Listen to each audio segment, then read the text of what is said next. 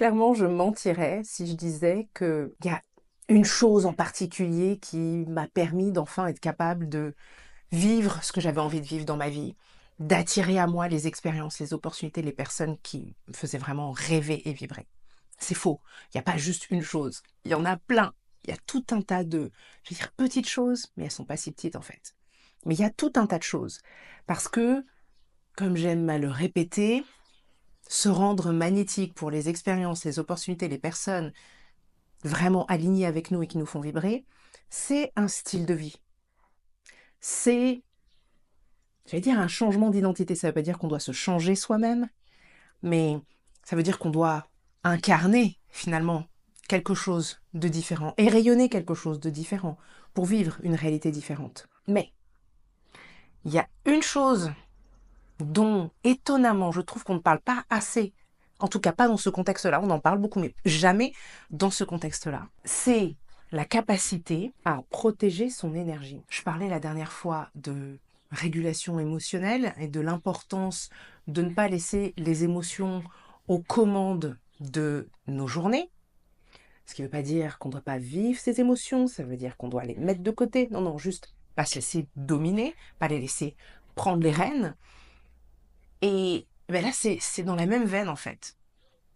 On doit être capable de protéger notre énergie si on veut se rendre véritablement magnétique. C'est une des choses sur lesquelles j'ai mis le doigt, ou j'ai remis le doigt, en préparant un programme que je suis en train de préparer en ce moment pour celles qui souhaitent se rendre magnétiques pour leur clientèle idéale, mais aussi pour les opportunités, mais aussi pour les expériences, ou dans toutes les situations de la vie, en fait, en étant pleinement elle-même, donc en faisant le moins d'efforts possible, simplement en osant être authentiquement elle-même. Et vraiment, au début, je pensais pas intégrer une partie à ce propos dans le programme, et j'ai réalisé que non, en fait, ça fait aussi partie intégrante si on veut optimiser au maximum, si on veut avoir un style de vie, et ça ne nécessite pas énormément d'efforts, hein, avoir un style de vie plus aligné avec ce qu'on désire vivre, bah ouais, être capable de protéger son énergie,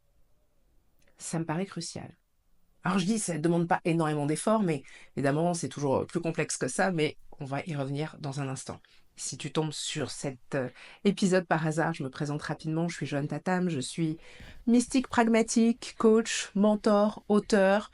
Depuis 2011, j'accompagne des femmes créatives, des entrepreneurs spirituels, des artistes engagés.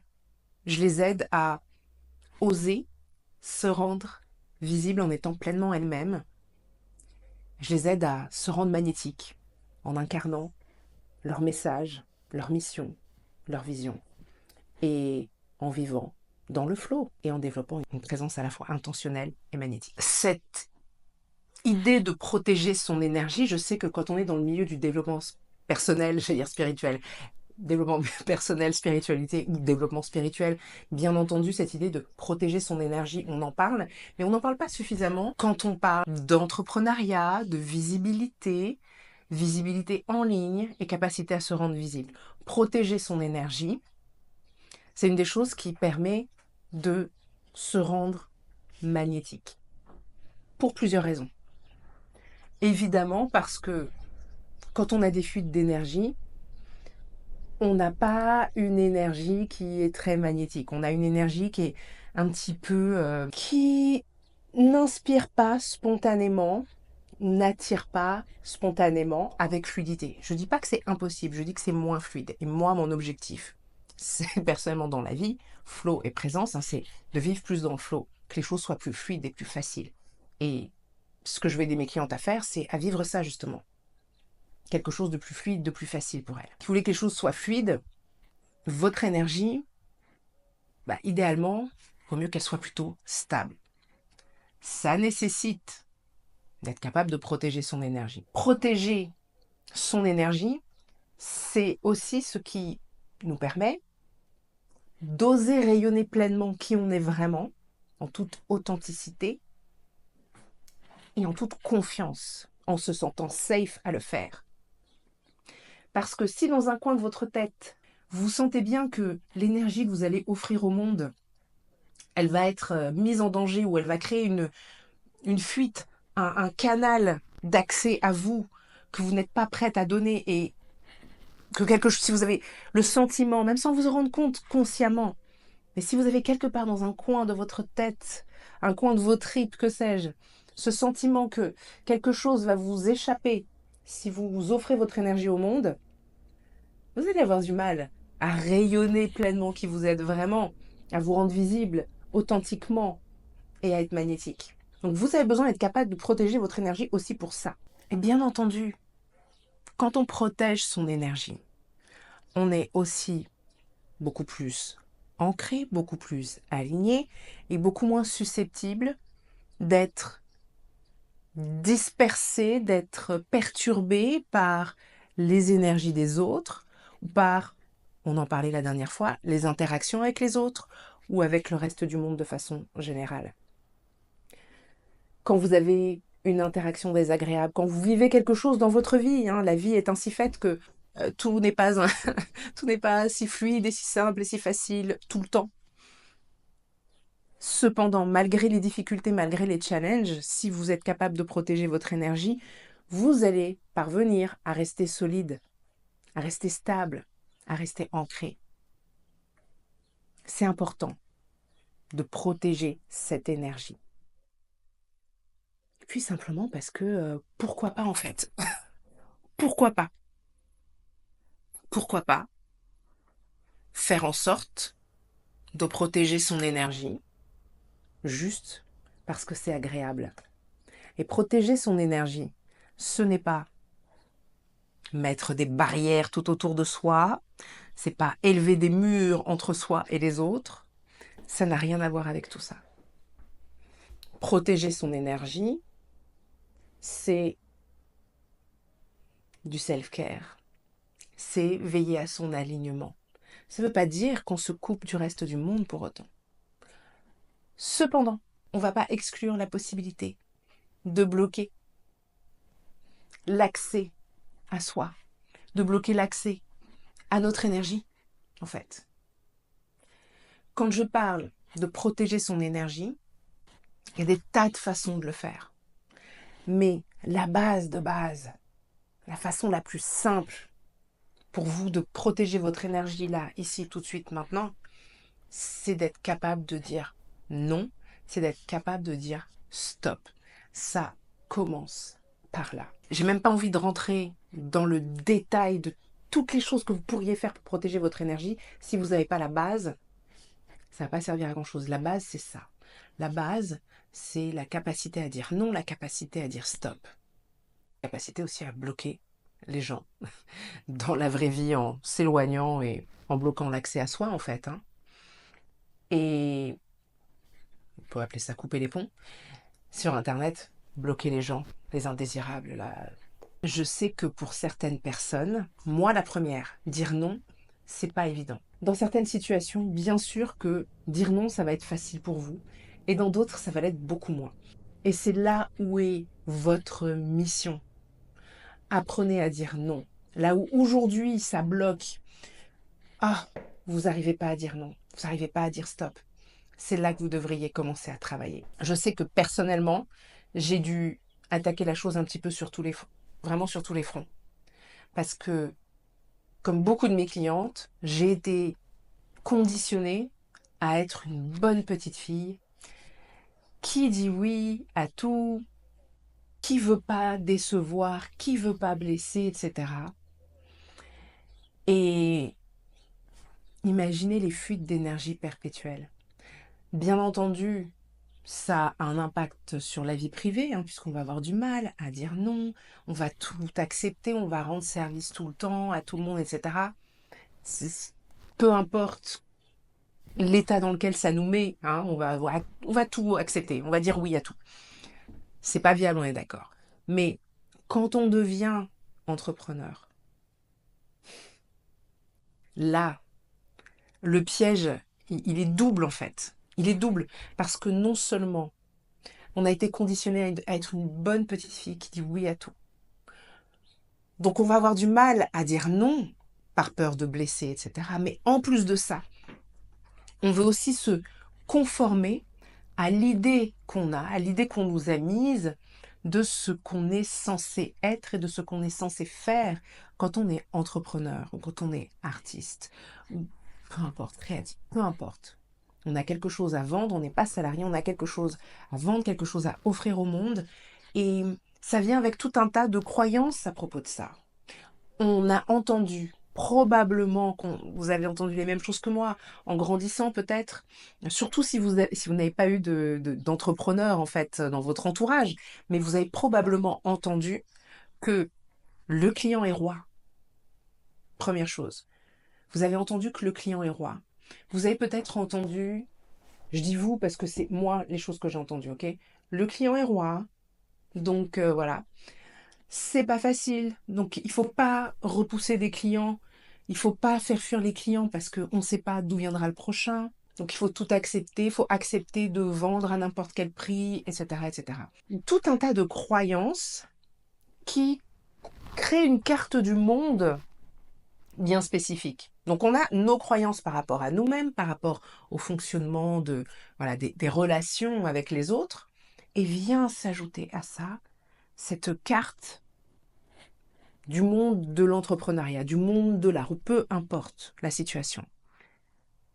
Et donc, non seulement on a ce désir de ne pas décevoir, de ne pas blesser, on va être gentil, mais en plus de ça, il y a toutes ces choses qu'on sait ou qu'on croit savoir, parce que ce sont toujours des croyances finalement. Remettez toujours en question ce que vous pensez à propos d'une situation ou d'une personne. Demandez-vous, est-ce que c'est un fait ou est-ce que c'est une croyance?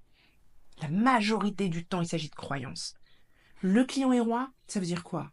Encore une situation dans laquelle je vais devoir faire passer quelqu'un d'autre en priorité et moi faire passer en tout dernier, là, tout en bas de la liste? Non.